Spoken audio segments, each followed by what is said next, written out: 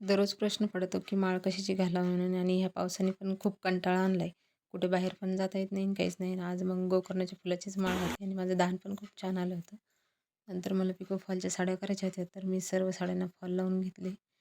आणि काही 2 साड्या स्टोनच्या होत्या, तर त्या पिकोच्या मशीनवर जमत नव्हत्या, तर मी शिलाई मशीनवर लावून घेतले.